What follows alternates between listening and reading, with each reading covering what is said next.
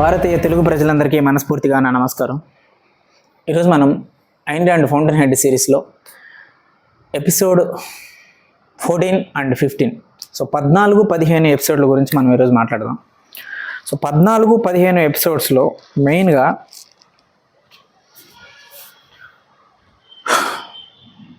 ఎప్పుడైతే ఒక విషయం డొమినిక్ గెయిల్ వైనాండ్కి హెచ్చరించిందో, ఒకసారి నీ పత్రికలో ఏం జరుగుతుందో ఒకసారి గమనించుకో, ఎలిజబెత్ టూహీ మీద ఒక కన్నేసి ఉంచు, నాకెందుకో అనుమానం అవుతుంది అని చెప్తుంది కదా. సో ఆ మాటను వినడు గెయిల్ వైనాండ్. టూహీ నాకెదురు తిరగటమా, వాడు నేను చెప్తే పని చేసే వ్యక్తి, నేను డబ్బులు పడేస్తే పని చేసే వ్యక్తి, అలాంటి వాళ్ళని నేను ఎంతమందిని చూడలేదు, అతని వల్ల నాకు ఎటువంటి అపకారం రాదు, నువ్వు ఈ టాపిక్ ఇక్కడితో నాతో మాట్లాడొద్దు డొమినిక్ అని చెప్తాడు కదా ఇంతకుముందు ఎపిసోడ్స్లో. సో మనందరం అనుకుంటున్నట్టుగానే ఈ 2 ఎపిసోడ్స్లో ఏం జరిగిందంటే, టూహీ మెల్లగా బ్యానర్ పత్రికలో ఉండే ఎంప్లాయీస్ అందరినీ తన వైపుకి తిప్పుకొని పాలిటిక్స్ చేసి ఇంటర్నల్గా, ఆ పాలిటిక్స్ వల్ల ఎంప్లాయీస్ అందరూ పనిచేయటానికి, గెయిల్ వైనాండ్ యొక్క అధ్యక్షతన పనిచేయటానికి వాళ్ళందరూ వ్యతిరేకించి టూహీ వైపుకి వెళ్తారు. ఇదంతా ఎందుకు జరుగుతుందంటే, ఒక్క విషయం వల్ల ఇదంతా జరుగుతుంది. ఏంటి అది అంటే, రోర్క్ మీద కోర్ట్లాండ్ హౌసింగ్ ప్రాజెక్ట్ పేల్ చేసిన తర్వాత రోర్క్ మీద కేసు అవుతుంది. సో ఆ కేసుకు సంబంధించిన విచారణలో ఉంటాడు హోవర్డ్ రోర్క్, బెయిల్ మీద బయట ఉంటాడు. సో అలాంటి రోర్క్కి బ్యానర్ పత్రిక సపోర్ట్గా సమర్థిస్తూ రాయటం అనే విషయాన్ని సమాజం అంగీకరించలేదు. ఆ అంగీకరించకపోవటం అనే ఒక వ్యతిరేకత జనాల్లో ఉన్నదాన్ని గమనించి టూహీ దాన్ని అనుగుణంగా వాడుకున్నాడు. తనకి అనుకూలంగా ఉన్న శక్తులన్నింటినీ కలిపి దాన్ని బ్యానర్ పత్రిక మీదకి, వైనాండ్ మీదకి ఉసిగొల్పాడు. దీనివల్ల ఏమైందంటే, బ్యానర్ పత్రికలో ఉండే ఎంప్లాయీస్ అందరూ రిజైన్ చేసి వెళ్ళిపోయారు. ఓన్లీ స్టాఫ్ గెయిల్ వైనాండ్, అల్వా స్కారెట్ తప్ప అందరూ వెళ్ళిపోయారు. సో పని చేయటం చాలా కష్టంగా ఉండేది గెయిల్ వైనాండ్కి. ఒకప్పుడు తాను ఎలా అయితే పని చేసేవాడో కష్టపడి, సో అలాగనే మళ్ళీ పని ఒక్కడే స్టెప్ బై స్టెప్స్ ఎక్కుతూ సెకండ్ ఫ్లోర్లో కొంత పని చేసి మళ్ళీ థర్డ్ ఫ్లోర్లోకి వచ్చి అతనే రాసి, అతనే ప్రింటింగ్ చేసి, అతనే మేనేజింగ్ చేసి, అతనే సర్క్యులేషన్ చేసి, మొత్తం బాధ్యతలన్నీ తన మీదనే పెట్టుకొని చేసేవాడు. అల్వా స్కారెట్ కూడా తనకి అయిన సాయం తను చేసేవాడు. ఇదంతా అవుతూ ఉండగా అల్వా స్కారెట్ చూసి గెయిల్ వైనాండ్ని చూసి అంటాడు, ఈ ఓడ మునిగిపోతుంది అనే విషయం కెప్టెన్కి తప్ప అందరికీ తెలిసినట్టుంది, అలా ఉన్నాడు ఈ కెప్టెన్ అని తన మనసులో అనుకుంటాడు గెయిల్ వైనాండ్ గురించి. సో గెయిల్ వైనాండ్ తాను గతంలో ఎలాంటి పరిస్థితులు, ఎలాంటి కష్టాల్లోంచి పైకి వచ్చాడో అదన్నీ ఒకసారి తలుచుకొని పని అదే ఉత్సాహంతో ఒక్కడగానే ఆ పని చేస్తూ, మధ్య మధ్యలో నీరసం అనిపించి ఓడిపోతున్నానేమో అని ఒక భయం, ఒక ఆందోళన, రోర్కును కాపాడాలని మాటిచ్చాను, ఈ బ్యానర్ పత్రిక మిగిలేటట్టుగా లేదు, ఆ రోర్కుకి ఆపోజిట్గా ప్రచారం అనేది వెళ్తుంది, ఈ వైనాండ్ పత్రిక ఈ బ్యానర్లో రోర్క్కి వ్యతిరేకంగా ఒక్కరు కూడా రాయొద్దు న్యూస్ అని చెప్పిన తర్వాత అందరూ దాన్ని వ్యతిరేకించి ఆ ఇష్యూ వల్లనే కంప్లీట్గా అసలు నీ తరపున మేము పనిచేయమని అందులో ఉన్న ఎంప్లాయీస్ అనేటట్టుగా పెద్ద పెద్ద మేనేజింగ్ పొజిషన్లో, డైరెక్టర్స్ పొజిషన్లో ఉన్న ఎంప్లాయీస్ని టూహీ వాళ్ళని రెచ్చగొట్టి టూహీ వాళ్ళని అనుకూలంగా మార్చుకుంటాడు. ఎందుకనంటే వాళ్ళందరూ టూహీ పెట్టిన మనుషులే, టూహీ ద్వారా జాబులోకి వచ్చిన మనుషులే వాళ్ళందరూ. సో ఈ విషయం ఇలా ఉండగా, సో ఒంటరితనంలో తాను గత కాలంలో పడిన ఆ కష్టాల్ని ఛేదించి విజయం సాధించిన వ్యక్తి గెయిల్ వైనాండ్. ఆ రోజులను ఒకసారి తలుచుకొని మళ్ళీ పనిని ఒంటరిగా అదే ఉత్సాహంతో చేస్తూ ఉంటాడు. సో ఒంటరిగా ఒక్కడగానే మిగిలిపోతాడు ఆఫీస్లో. సో ఈ విషయాన్ని గమనించిన డొమినిక్ ఆఫీస్కి వస్తుంది బ్యానర్ పత్రికకి. ఒకప్పుడు బ్యానర్ పత్రికలో డొమినిక్ పనిచేసింది కదా, సో ఆ బ్యానర్ పత్రికకు వచ్చి పనిచేస్తుంది. గెయిల్ వైనాండ్ దాన్ని ఆహ్వానిస్తాడు.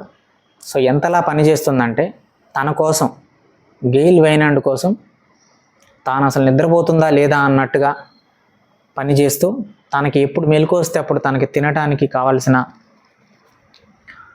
ఫుడ్ అరేంజ్ చేస్తూ ఆ ఆఫీస్లోనే ఉంటూ ఒకప్పుడు డొమినిక్ ఎలా పనిచేసిందో ఎగ్జాక్ట్గా అలాగే పనిచేయటం మొదలుపెట్టింది డొమినిక్.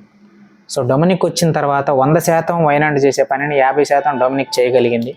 ఎందుకంటే ఎంప్లాయీస్ ఎవరు లేరు, అందరూ ఎదురు తిరిగి వెళ్ళిపోయారు. సో ఇదిలా ఉండగా టూహీ పీటర్ కీటింగ్ని కలుస్తాడు. కలిసి నాకు ఒక ఇన్ఫర్మేషన్ కావాలి, అది నువ్వే చెప్పగలవు, చెప్పు అంటాడు. ఏంటి అని అడిగితే కోర్ట్‌ల్యాండ్ ప్రాజెక్ట్ డిజైన్ చేసింది ఎవరు అని అడుగుతాడు. నేనే అంటే ఎలాగా, కాస్మాండ్ స్లోట్నిక్ బిల్డింగ్ డిజైన్ చేసినట్టుగానా అని అంటాడు. నాకు తెలుసు, నేను ఆర్కిటెక్చరల్ ఎక్స్పర్ట్ని, ఎవరు దేన్ని డిజైన్ చేశారో అని ఆ మాత్రం తెలుసుకోలేని వ్యక్తిని కాదు నేను, ఇది డిజైన్ చేసింది ఎవరో చెప్పు అంటాడు. సో పీటర్ కీటింగ్ చెప్పడం. సో పీటర్ కీటింగ్ చెప్పకపోతే పీటర్ కీటింగ్ని అంటాడు, నీకు తెలుసు నేను ఎంత సహాయం చేశాను నీకు తెలుసు నువ్వు నన్ను అసహించుకుంటావని, కానీ నువ్వు నన్ను అసహించుకుంటావని నీకు తెలిసినా నీ స్వార్థం కోసం, నీ లాభం కోసం నువ్వు నా దగ్గరకు వచ్చావు. అయినా సరే నేను మానవ సమాజాన్ని దృష్టిలో పెట్టుకొని అందరికీ సమానంగా భావించాలి, అందరికీ సమానమైన న్యాయం చేయాలి అనే ఒక నా సిద్ధాంతంతో నా అధికారాన్ని ఎలాగైనా చేజిక్కించుకోవాలనే ఒక మార్గం ద్వారా నేను వెళ్తూ ఉండగా ఆ మార్గంలో నీకు నేను సహాయం చేశాను. ఎందుకంటే నీకు సహాయం చేయడం ద్వారా నేను చేజిక్కించుకోవాలనే అధికారం నాకు కొంచెం దగ్గరగా వస్తుంది. నీ ద్వారా నేను ఆ అధికారాన్ని చేజిక్కించుకోవడానికి నా మార్గం చాలా సులువు అవుతుంది అనే ఒక ప్లాన్తో నేను నీకు హెల్ప్ చేశాను. కానీ ఇంతవరకు నీ దగ్గర నుంచి నేనేమీ ఆశించలేదు, కానీ మొట్టమొదటిసారి నీ నుంచి నేను ఒకటి ఆశిస్తున్నాను, ఆ డిజైన్ చేసింది ఎవరు ఆ కోర్ట్‌ల్యాండ్ అని అడుగుతాడు. సో ఫైనల్గా పీటర్ కీటింగ్ ఒప్పుకుంటాడు, తన జోబులో ఉన్న పేపర్ తీసిస్తాడు. సో అది హోవార్డ్ రోర్క్ అండ్ పీటర్ కీటింగ్కి మధ్య జరిగిన ఒప్పందం తాలూకు షరతు ఉన్న పేపర్ అది మనందరికీ తెలుసు. కోర్ట్‌ల్యాండ్ డిజైన్ చేసేటప్పుడు హోవార్డ్ రోర్క్ పీటర్ కీటింగ్ ఇచ్చాడు సంతకం పెట్టి. సో అప్పుడు పీటర్ కీటింగ్ ఇచ్చిన పేపర్ని చదివి అది తనతో పెట్టుకుంటాడు. ఎల్స్వర్త్ ఎం టూహీ పెట్టుకొని, చాలా థ్యాంక్స్, ఇన్ని రోజులు నువ్వు నా మీద గౌరవం ఉన్నట్టు, నా మీద ప్రేమ ఉన్నట్టు నటించావు, నీకేదో ఆదర్శాలు ఉన్నట్టుగా నువ్వు ఇన్ని రోజులు నా దగ్గర విధేయతగా ఉన్నావు, కానీ ఇక నుంచి అలా ఉండాల్సిన అవసరం లేదు, ఇప్పటి నుంచి ఏ ఆదర్శాలు లేకుండా నా దగ్గర నువ్వు విధేయతగా ఉండని చెప్పి వెళ్ళిపోతాడు. దాని తర్వాత ఎల్స్వర్త్ ఎం టూహీ రోర్క్ను కలవటానికి వెళ్తాడు. రోర్క్ను కలవటానికి వెళ్ళి, రోర్క్ నిన్ను కాపాడాలనుకున్నా, నా పత్రికలో నీ గురించి మంచిగా రాసి కోర్టులో నువ్వు ఓడిపోకుండా ఉండేలా చేద్దామని ఎంతో ప్రయత్నించాను, కానీ తీరా చూస్తే నిన్ను కాపాడుకోలేకపోతున్నాను, నేను ఓడిపోయేలా ఉన్నాను, దానికి నన్ను చూసి నువ్వు అసహించుకుంటున్నావా అని అంటాడు. లేదు సార్, నేను మిమ్మల్ని చూసి అసహించుకోవట్లేదు అంట. పర్లేదు చెప్పు అంటే, అలా ఏం లేదు సార్, కానీ ఒకటైతే మీకు చెప్పగలను, హెన్రీ కెమెరాన్ అనే వ్యక్తి నా కోసం చనిపోయారు, మీరేమో మీ ఆత్మను అమ్మేసుకున్నారు, ఈ విషయం హెన్రీ కెమెరాన్కి చెప్దాం అనుకున్నాను, చెప్పలేకపోయాను. అలాగే స్టీవ్ మెలోరీ తన ఆత్మని దేనికోసం కూడా లొంగిపోడు, తన ఆత్మని దేనికోసం కూడా అమ్ముకోడు, కానీ మీరేమో ఆ డబ్బు వల్ల మనిషి మీద వచ్చే అధికారం కోసం ప్రతిదాన్ని మీరు అమ్మేస్తారు. ఈ విషయం స్టీవెన్ మెలోరీకి చెప్దాం అనుకున్నాను, కానీ చెప్పలేకపోయాను, కానీ ఇప్పుడు మీకు చెప్తున్నాను, ఇంతకన్నా నేనేం చెప్పలేను, ఈ కోర్టు, ఈ విచారణ, వీటన్నిటి గురించి మర్చిపోండి, మీరు ప్రశాంతంగా ఉండండి అని చెప్తాడు. సో అక్కడితో వాళ్ళ కన్వర్జేషన్ కూడా అయిపోతుంది. So this is episode 14 and episode 15. మెయిన్గా ఈ 2 ఎపిసోడ్స్లో ద మేజర్ పాయింట్ ఏంటంటే, టూహీ లాస్ట్లో గెయిల్ వైనార్డ్ని కలుస్తాడు. ఎందుకు కలవాల్సి వస్తుంది అని అంటే, వ్యతిరేకంగా, రోర్క్కి వ్యతిరేకంగా ఒక్కరు కూడా మన పత్రికలో ఏ వ్యాసం కానీ ఏ రచన కానీ చేయొద్దు అని చెప్పిన తర్వాత రోర్క్ను వ్యతిరేకిస్తూ టూహీ రాస్తాడు బ్యానర్ పత్రికలో. ఈ విషయం తెలుసుకున్న గెయిల్ వైనార్డ్ పరిగెత్తుకుంటూ ఆఫీస్కి వచ్చి, ఎవరు రాశారు ఇది, నేను చెప్పాను కదా అని అందరిని అరుస్తాడు. మేము రాయలేదని అందరూ తప్పించుకుంటారు. సో తనకు అర్థం అవుతుంది అది టూహీ రాశాడని. సో వెళ్ళి కూర్చుంటాడు డెస్క్ ఆఫీస్లో, ఎవరిని నా దగ్గరికి రానివద్దని సెక్రటరీకి చెప్తాడు. అయినా సరే టూహీ వస్తాడు, ఆ నియమాలను ఉల్లంఘించి వచ్చి డెస్క్ దగ్గర నుంచి ఉంటాడు, మాట్లాడటం మొదలు పెడతాడు. రోర్క్ గురించి వ్యతిరేకంగా రాసింది నేనే, మీకు ఇంకొక విషయం కూడా చెప్పాలి, ఇంకొన్ని రోజుల వరకు నేను ఈ ఆఫీస్కి రాను, సెలవు పెట్టబోతున్నానని చెప్పడానికి మీ దగ్గరకు వచ్చాను. మళ్ళీ తిరిగి వస్తాను, కానీ ఎలా వస్తానో తెలుసా? ఈ కంపెనీకి సీఈఓగా నేను తిరిగి వస్తాను. ఈ కంపెనీ అప్పుడు నా చేతుల్లో ఉంటుంది అని అంటాడు. నువ్వు మళ్ళీ తిరిగి వచ్చినప్పుడు కదా, ప్రస్తుతానికైతే నువ్వు బయటికి వెళ్ళి అంటాడు గెయిల్ వైనాడ్. అప్పుడు టూహీ అంటాడు, నువ్వు నన్ను చాలా తక్కువ అంచనా వేసావు వైనాడ్, కానీ వాస్తవానికి నువ్వు చాలా అమాయకుడివి. నువ్వు ఏ రోజు కూడా డబ్బు, సంపాదన, ఎంత సంపాదన కూడబెడుతున్నాను, ఏ మనుషుల మీద నేను అధికారం సాధిస్తున్నాను, ఇలాంటి విషయాల మీదే నువ్వు ఎప్పుడూ ఫోకస్ చేసావు. కానీ మొదటి నుంచి ఎప్పుడైనా ఈ సామ్రాజ్యం, ఈ సంపద అంతటి నిలబడటానికి కారణమైన పునాది ఏంటో, ఆ పునాది మీద ఎప్పుడైనా నువ్వు ఫోకస్ పెట్టావా? ఆ పునాది బలంగా ఉందా లేదా అని ఏ రోజైనా చెక్ చేసుకున్నావా? వీటన్నిటిని సృష్టించటానికి వెనకాల ఎంతమంది మనుషులు పనిచేస్తున్నారో, వాళ్ళు ఎలాంటి వారో ఏ రోజైనా గమనించావా? అది నువ్వు గమనించలేదు. ఎందుకు అని అంటే నీ దృష్టి అంతా ఎప్పుడు డబ్బు మీద, పెద్ద పెద్ద వ్యవహారాల మీద ఉంటుంది. ఒక ప్రాజెక్టు నీకు కావాలనుకుంటే ఆ ప్రాజెక్టు నీ దగ్గర చేయించుకునే వ్యక్తి దగ్గరికి వెళ్ళి కొన్ని కోట్లకి సంబంధించిన డబ్బుల మీద, చెక్కుల మీద సంతకాలు పెట్టించుకుంటావు, అక్కడ వరకే. దాని తర్వాత ఆ పని ఎలా జరుగుతుంది, ఆ పని ఎలా చేయాలి, ఆ పనిలో ఎంతమంది ఎంప్లాయీస్ బ్యానర్ పత్రికలో వాళ్ళు ఇన్వాల్వ్మెంట్ అవుతున్నారు అని వాళ్ళ గురించి ఏ రోజైనా ఆలోచించావా? కాంట్రాక్టులకు సంబంధించిన సైన్లు, ఆ కాంట్రాక్టులకు సంబంధించిన ఒప్పందాలు, ఆ డబ్బులకు సంబంధించిన చెక్కులు, వీటి గురించి ఎంతసేపు మీ తాపత్రయం ఉంటుంది. కానీ మీలాగా డబ్బు సంపాదించి, మీలాగా సంపన్నులు అవ్వాలి అనుకునే వాళ్ళ దృష్టి మొత్తం దాని మీదే ఉంటుంది. కానీ దాని తర్వాత ఆ పని జరిగేటప్పుడు, ఆ పని లోపల ఆ పనిని చేసే ఎంప్లాయీస్ ఎలాంటి ఎంప్లాయీస్ ఉంటారు, ఆ ఎంప్లాయీస్ మధ్య ఎలాంటి అభిప్రాయాలు ఉన్నాయి, ఆ ఎంప్లాయీస్ సంతోషంగానే ఉన్నారా, ఆనందంగా ఉన్నారా అనే ఇంటర్నల్ పాలిటిక్స్ని ఏ రోజు నువ్వు గమనించలేదు. నా దృష్టిలో నువ్వు అమాయకుడివి. నీకు తెలియకుండానే మొత్తం బ్యానర్ పత్రికలో 60% స్టాఫ్ని నేను అరేంజ్ చేశాను. వాళ్ళంతా నా మనుషులే. నేను చిటికేస్తే మొత్తం నా సరిహద్దుల్లో ఎవడెవడున్నాడో మొత్తం నాకు తెలుసు.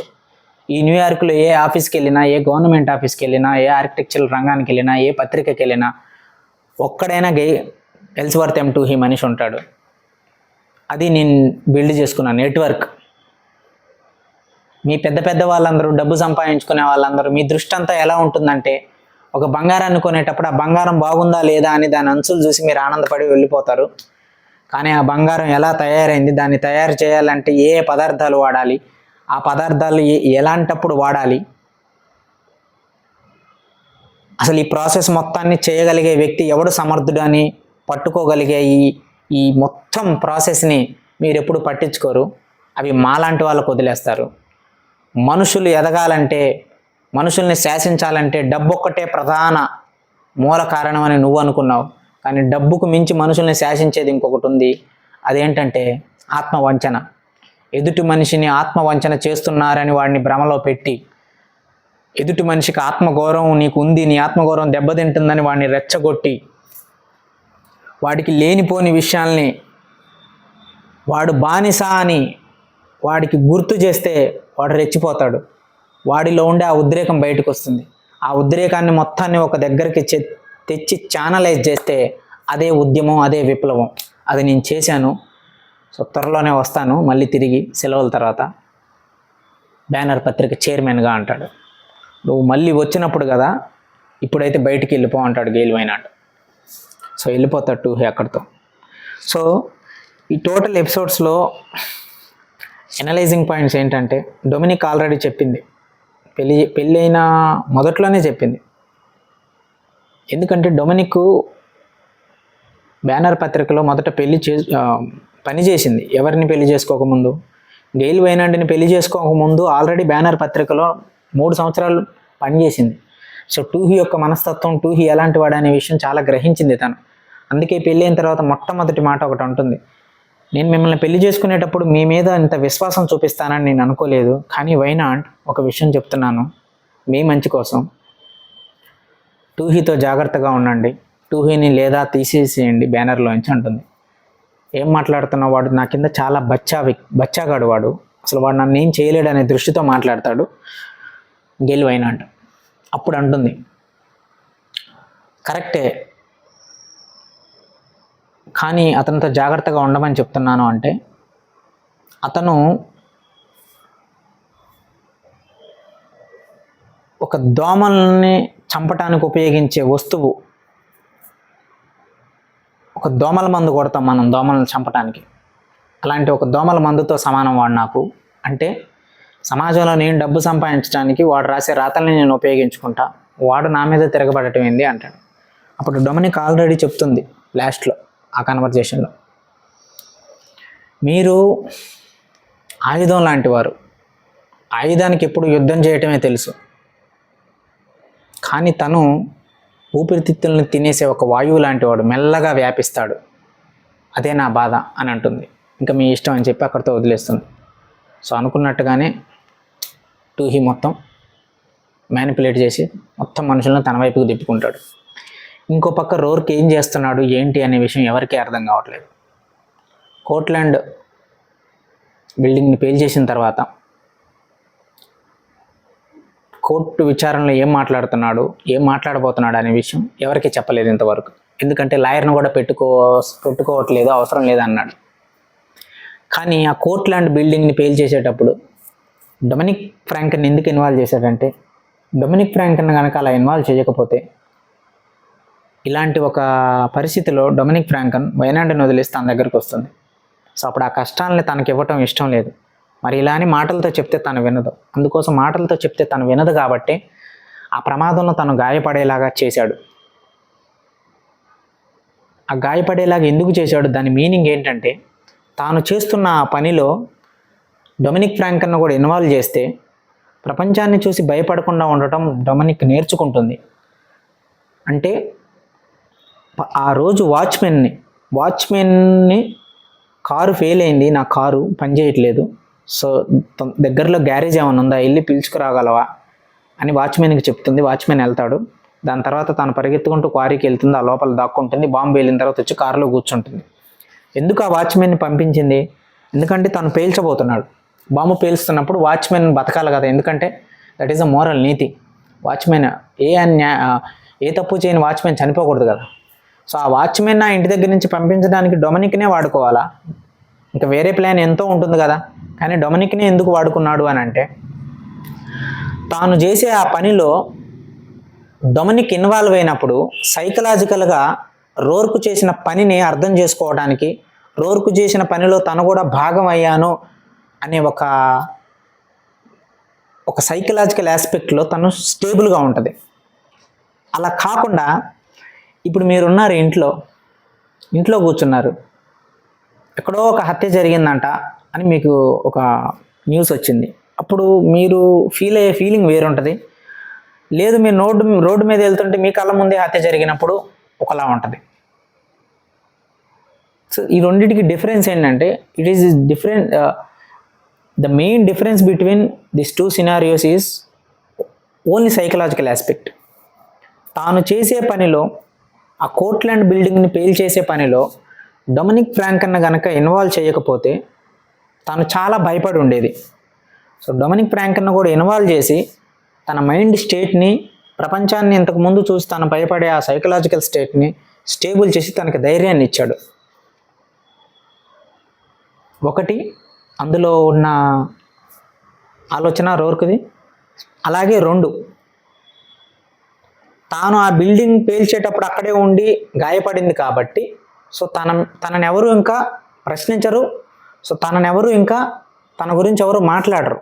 లేకపోతే రోర్క్ గురించి విచారణ చేసే ప్రాసెస్లో రోర్క్కి డొమినిక్కి సంబంధం ఉందని తెలిస్తే డొమినిక్ మీద కూడా విచారణ మొదలవుతుంది. డొమినిక్ని కూడా పోలీసులు తీసుకుపోయే ఆస్కారం ఉంది. అలా జరగకుండా ఉండాలి అంటే డొమినిక్ మీద అసలు డొమినిక్ అనే పేరే వినపడకూడదు అని అంటే, ఎవడో తాను ప్రేమించిన అమ్మాయిని బిల్డింగ్ దగ్గర పేల్చాలనుకోడు కదా. సో అలా మొత్తానికి డొమినిక్కి రోర్క్కి ఏ సంబంధం లేదు అనే ఒక బద్దలు కొట్టినట్టు ఒక విషయాన్ని జనాల్లోకి పంపాలి అని అంటే ఖచ్చితంగా ఆ పాత్రలో తను భాగం అవ్వాలి, తను కూడా గాయపడాలి అనేది రెండోది. ఈ రెండు విషయాలు ప్రపంచాన్ని చూసి భయపడకుండా ఉండే ఆ ధైర్యాన్ని నేర్పాలని తనని ఇన్వాల్వ్ చేశాడు. రెండోది, ఎవరు కూడా డొమినిక్ దగ్గరికి, ఈ కోర్ట్లాండ్ బిల్డింగ్ పేలిన తర్వాత డొమినిక్ దగ్గరికి ఎవరు విచారణకి వెళ్ళకూడదు, అసలు డొమినిక్ పేరే వినపడకూడదు అని చేశాడు. అలా చేయటం వల్ల తాను ఎప్పుడు గెయిల్ వైనాడ్తోనే ఉండటం వల్ల కొంత సేఫ్టీగా ఉంటుంది అనేది దాని ఉద్దేశం.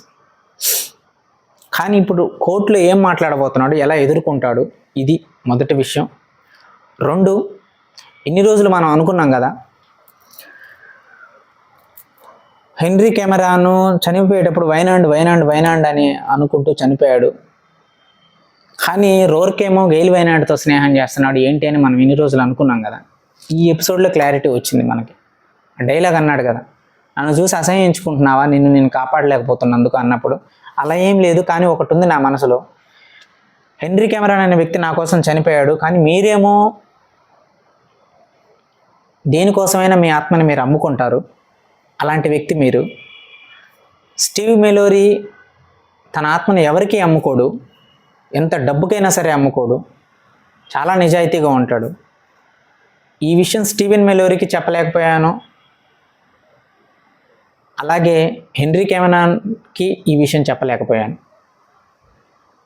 కానీ ఇప్పుడు మీకు చెప్తున్నాను అంటాడు. అంటే ఇక్కడ పాయింట్ ఏంటంటే, ఇక్కడ హెన్రీ కెమెరాన్ గెయిల్ వైనాండ్ యొక్క పత్రికా విధానాన్ని ద్వేషించాడు. తాను రాసే ఆ నాసిరకమైన వార్తలు, తాను రాసే ఆ థర్డ్ క్లాస్ పీపుల్ ఆలోచించే ఆ విధానానికి సంబంధించిన రాసి మనుషుల్ని సోమరిపోతులను చేసి మనిషిలో జ్ఞానం అనేదే లేకుండా చేయాలనే ఆ పత్రిక రాసిన ఆ మోస పద్ధతిని ద్వేషించుకున్నాడు. కానీ గెయిల్ వైనాండ్లో అంతర్లీనంగా ఒక నిజాయితీ ఉంది అనే విషయం హెన్రీ కెమెరాన్కి అర్థమయ్యే అవకాశం లేకుండా పోయింది, ఎందుకంటే వాళ్ళు ఎప్పుడు దగ్గరగా లేరు. కానీ రోర్కు అర్థమైంది ఆ విషయం. సో అందుకోసం ఇన్ని రోజులకి చెప్పాడు ఆ విషయం. హెన్రీ కెమెరాన్ నా కోసం చనిపోయాడు, కానీ మీరేమో ప్రతి దానికోసం ఆత్మ నమ్ముకుంటారు అన్నాడు. మీరు అంటే గెయిల్ వైనాండ్. ఒకరు నా కోసం చనిపోయారు, ఇప్పుడు నాతో ఉన్న మీరేమో డబ్బు కోసం ప్రతిదాన్ని అమ్ముకుంటారు. సో మీ ఇద్దరికి తేడా అర్థమవుతుందా అని వాళ్ళిద్దరి మధ్య ఉన్న డిఫరెన్స్ని ఫస్ట్ టైం చెప్పాడు. హెన్రీ కెమెరాన్ గురించి ఫర్ ద ఫస్ట్ టైం రోర్కు గెయిల్ వైనాండ్ దగ్గర బయట పెట్టాడు. ఎందుకు బయట పెట్టాడు అని అంటే, మీ వల్ల హెన్రీ కెమెరాన్ కూడా బాధపడ్డాడు అనే విషయాన్ని ఈరోజు చెప్పాడు. నా కోసం చనిపోయారు అంటే అర్థం ఏంటి? నాకు జరుగుతున్న అన్యాయం, నాకు జరుగుతున్న కష్టాలని చూసే తాను చనిపోయాడని కదా. కానీ ఈరోజు మీరు ఇప్పుడు నాకు సహాయం చేస్తున్నారు, కానీ ఇన్ని రోజుల వరకు మీరు చేసింది ఏంటి? అది నాకు ఆపోజిట్గా చేశారు మీరు. ఇన్ని రోజులు నాలో ఉన్న ఆవిష్కరించాలనే కొత్త ఆలోచనలకి, నూతన విధానానికి మీరు ఎప్పుడు సపోర్ట్ చేయలేదు. ఇన్ని రోజులు మీరు నా కోసం చేసింది వ్యతిరేకమైన పోరాటమే. ఈ ఒక్కరోజు చేసినంత మాత్రాన ఏదో జరుగుతుందని నేను అనుకోవట్లేదు అని అంటాడు. సో ఫైనల్గా ఈ ఎలిజబెత్ ఎం టూహీ పీటర్ దగ్గర నుంచి ఆ షరతున్న లెటరు, హోవార్డ్ రోర్కు రాసిన లెటర్ తీసుకొని వెళ్తాడు. సో దాంతో ఏం చేయగలడు, ఏం చేస్తాడు అనేది మొదటి విషయం. రోర్కు కోర్టులో ఏం మాట్లాడతాడు అనేది రెండో విషయం. సో ఈ 2 విషయాలు ఉన్నాయి. సో ఇది ఎపిసోడ్ 14 and 15, ఇంకా 5 ఎపిసోడ్లే ఉన్నాయి. సో 5 ఎపిసోడ్ల తర్వాత ఈ Ayn Rand fountain head series అయిపోతుంది.